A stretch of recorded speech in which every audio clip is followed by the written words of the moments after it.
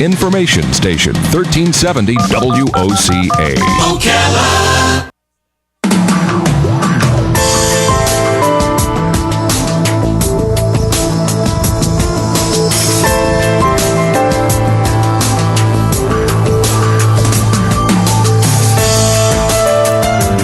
All right, 8 minutes after 11 o'clock. Thank you for tuning in to WOCA this Friday morning.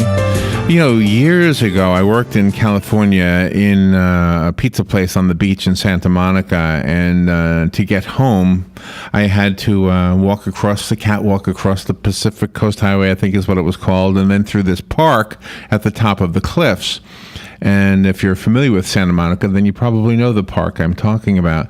The park was home to a number of homeless people, and the lady who owned the pizza place had given us guys. I was very, very young, and she gave everybody there, these instructions that you can only burn 2 pizzas a day, otherwise it's going to come out of your pay. So you could burn 2, and then she would wink and say, if you don't burn any, you can take 2 home. In other words, you can tell me they burned. It doesn't matter if there's 2 missing from inventory. I don't care how they're missing, but if you burn them, that you burn them. If you take them home, you take them home. Well, with that kind of license to take home pizzas, and these weren't like the normal, these were gigantic pizzas, I remember. So I would literally make an extra pizza for the homeless guys living up in the park. And I would bring them to them, and they got to know who I was. I got to chat with them, and it was clear. It's kind of hard, and maybe not for everybody, but it was hard for me, especially as a young man, to really strike up a conversation with somebody who looks scary, I guess is a fair word to say. And yet, the pizza was the bridge, and I was able to talk to some of them. Some of them did not seem to be mentally challenge. I don't know if challenge is the right word, but having mental issues. Some of them really did. And I don't know. I mean, I'm not a psychiatrist, and I was very young, and I don't know that I would even have known anyway. I'm looking through the book that we're about to talk about called Silent Voices, and I'm remembering that park very, very clearly and wondering whatever happened to those people. I remember thinking to myself, what would I do if this happened to me? What would I do? I mean, I'm working at a pizza place, Yeah, I'm a paycheck away from being one of these guys at that time.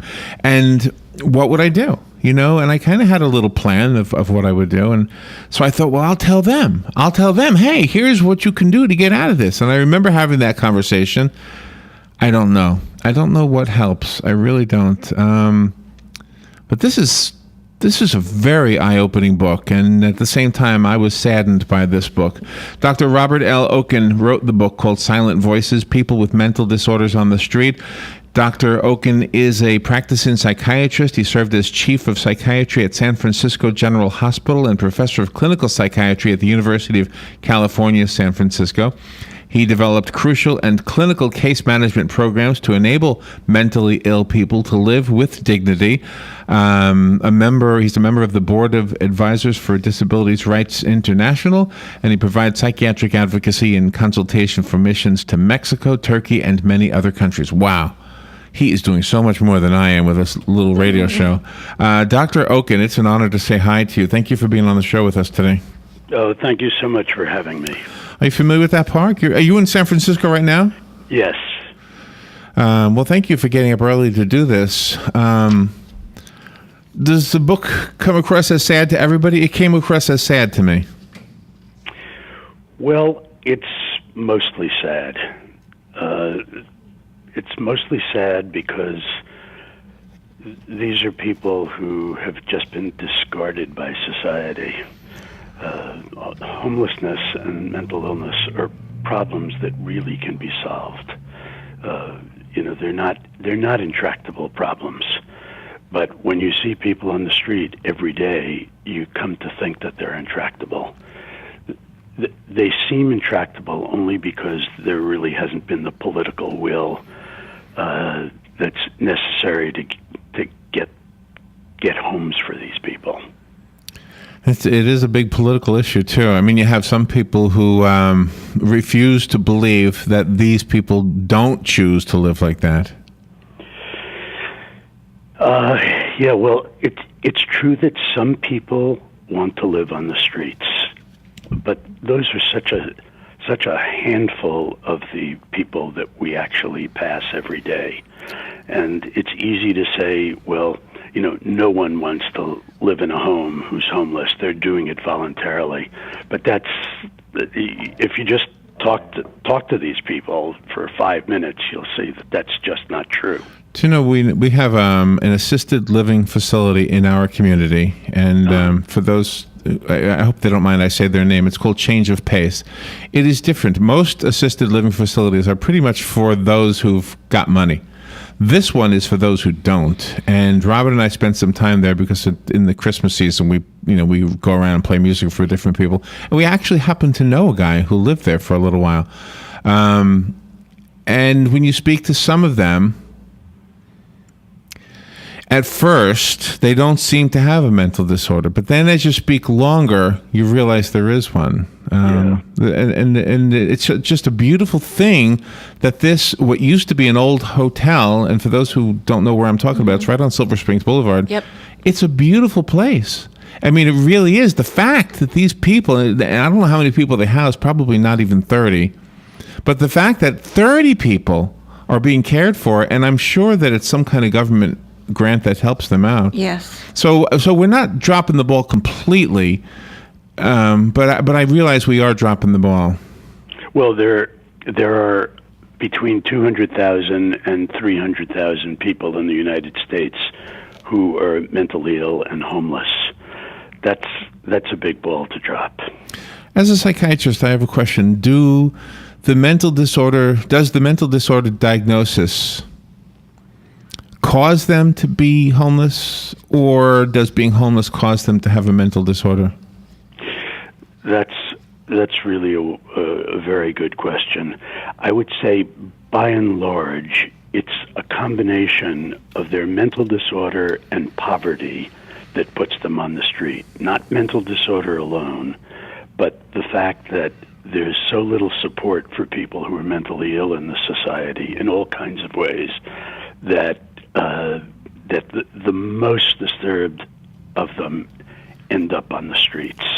But it's poverty plus mental illness. It's not just mental illness that puts them on the street and makes it difficult for them to climb out.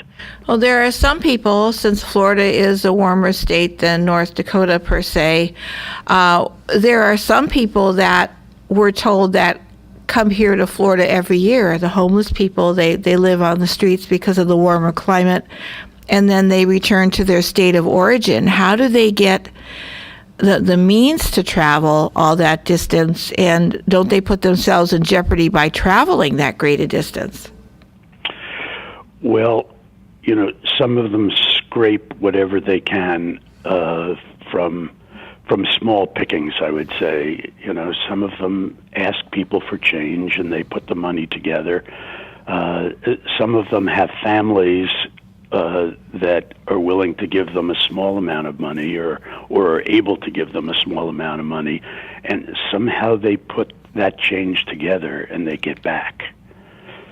And I think one of the reasons they go back to their states of origin is that by and large people that are homeless feel incredibly isolated and marginalized, and so they're even willing to go back to a freezing place in order to feel some sense of connection.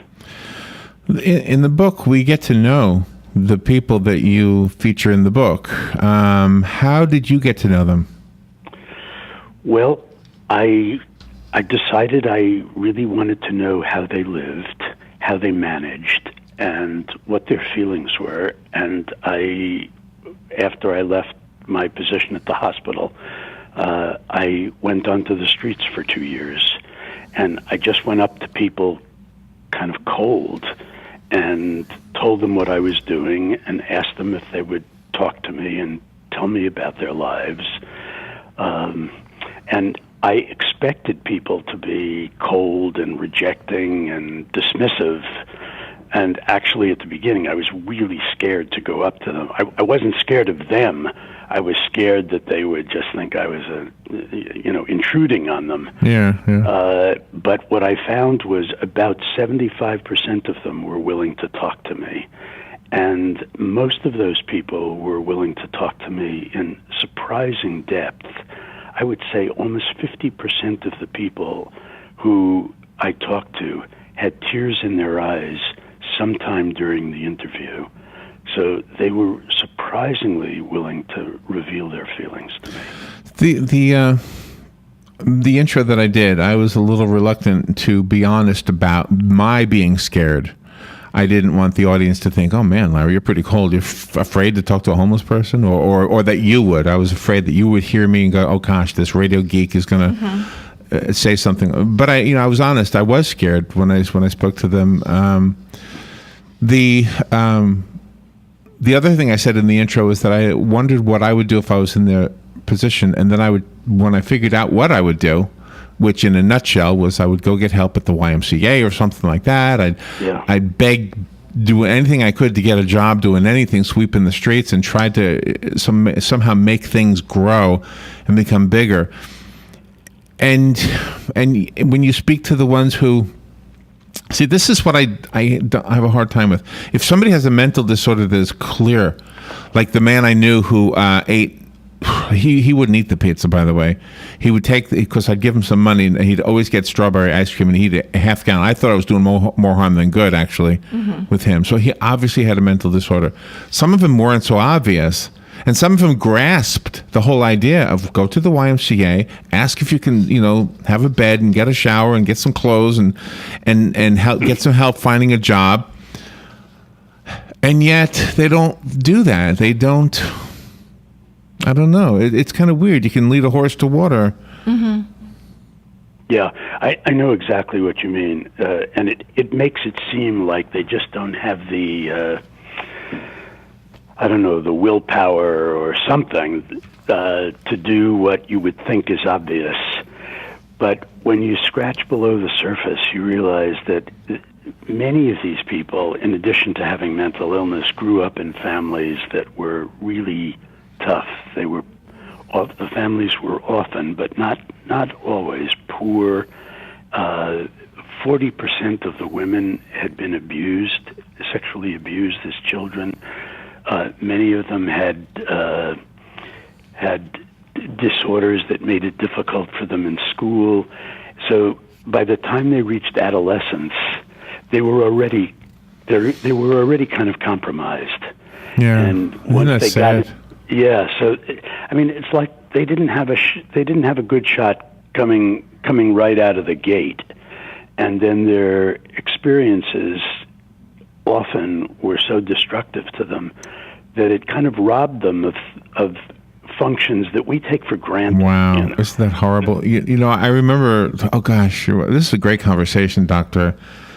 I remember looking at them and thinking, gosh, once upon a time you were a newborn baby. You were the joy. You were the joy in somebody's life. You were the promise for everything. And is there any way to put you back on the track that you should still be on?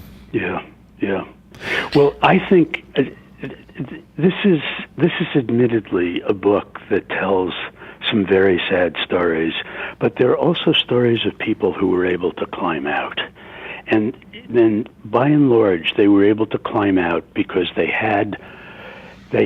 got into a program where they got a social worker, and the social worker had a small caseload, and so was willing to spend and able to spend the kind of time with them that they needed to help them with the most basic aspects of their functioning.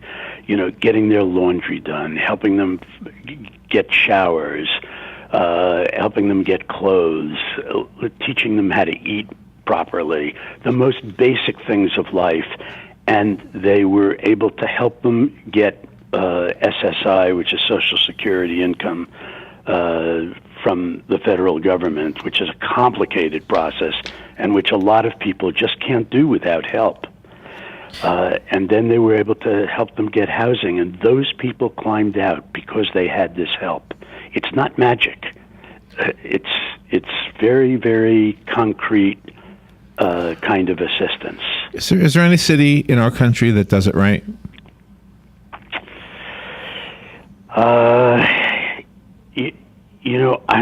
I can't really say. There are pockets of really good programs in many cities, but by and large, if you look across the city, most cities are just not taking care of this problem, and they're not taking care of the problem because the federal government isn't supporting them.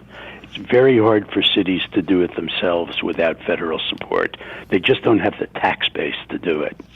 And it's also very difficult about the attitudes of the people, because we have a downtown area that's growing now with a small park and things like that. And when other people see people that appear to be homeless on the street, they become afraid. They don't want to go into that area. And then law enforcement comes in and tries to move the people out to someplace else. So it's not just about the money, I think, but the attitude of the people in general, because we want to have a place to take our children and feel safe. Yeah, that's really a good point. I mean, what you're saying is these people get stigmatized, and they get marginalized and kind of pushed around and pushed from one place to the next, so they remain invisible. And unfortunately, the stigma that's been around for thousands of years gets translated into the ballot box. So when people go to vote or they write letters to their congressman, these people just never show up. And that's the way stigma turns into homelessness. You know, it's kind of hypocritical on my part. I am, because, I mean, I do feel something for the people that are illustrated in the book, that are profiled in the book, I should say.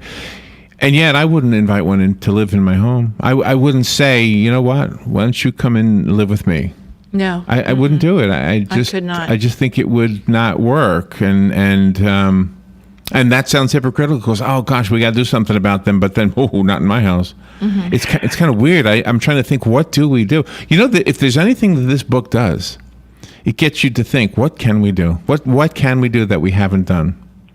Well, there are really answers to that question. I don't think you have to pose it in such a dramatic way. In the way you did, would I want this person to live in my house?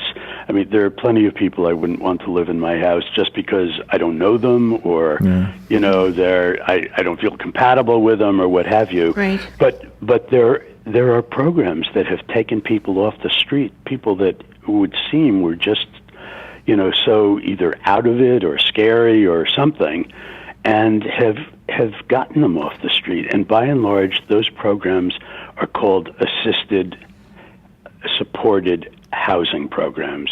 It's like the one that you were mentioning before.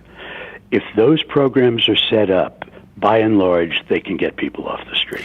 But there's always going to be someone that isn't going to go with that program, and they're just going to be content where they're at. Right, but there's no question about that. But we shouldn't assume that those are by and large the people on the street.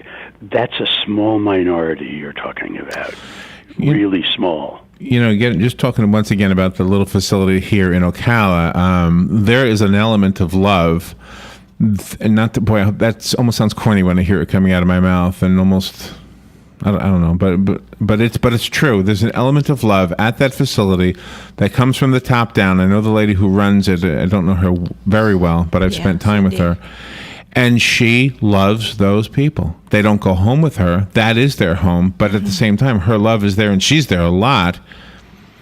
And I really think that makes a difference. That becomes their family, and it is their home.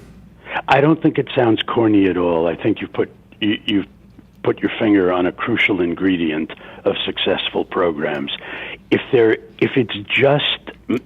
it's just housing and not a home, then it's probably not going to work for a lot of people. What people need is a home, not just a house. And caring and kindness and human connection are as important to these people as they are to anybody else. Wow. And if there's been a falling out between the blood relatives of the person that's homeless Yes, on the street, yeah. you can't make it better, but you can, like, visit them every other day or something like that to try to strengthen that relationship. Yeah, that's absolutely right. It's very hard for families to know what to do with with people who have serious problems like this, and it's asking a tremendous amount. The family needs the kind of support that you were just describing. By the way, Doctor, I wanted to tell you that the photography in the book is outstanding, and if the photography appeared in National Geographic without text that told us of the plight of the people, and these people lived in a third world country rather than here, I think there'd be some kind of accolade, some kind of an award ceremony or something for the work that you've done. I hope there is one anyway, but the photography somehow captures at least it feels like it captures some of the people that you have text and quotes from them. It's just an amazing book. Robin mentioned our community here. We have been trying to figure out what to do. We are trying to emulate a program out of Clearwater, Florida. Was it Clearwater or St. Petersburg? St. Petersburg, a tent city. They have a tent city, and it's kind of a political issue in our area. But looking at your book, I can't help but think that that's not a bad idea. I mean, at least it gives them a place to start over. Right. Yeah. Right. That's a good place to start. The book is called Silent Voices. I have a copy. I'd like to give it away. Call me if you want it, 622-WOCA. The rest of us have to buy it. Dr. Okin, do you have a website you can tell us about? Yes, my website is robertokin, OKIN, MD.com. Okay. And that'll tell you about the book. There's some excerpts there's some photographs, and people will get a good idea of the book, and there's a link to Amazon and how to buy it. All right. Doctor, thank you for taking time out of your day to be with us, getting up early on the West Coast, and if I ever work at a pizza place again, I'll do the same exact thing. Thank you so much. Yeah. It's your kind of kindness and love that will make this problem solvable. Yeah, and yet I feel like a hypocrite. I really do. It's like... Well, we try to do hard. what we can. You try to do what you can. I don't know that we ever do enough. Doctor, I think you're doing something awesome. I think the book alone makes a big difference. It's making us think, and that's what's important. Silent Voices. Go get a copy. Thank you, Doctor. Thank you very much. Bye-bye. All right, we'll be right back.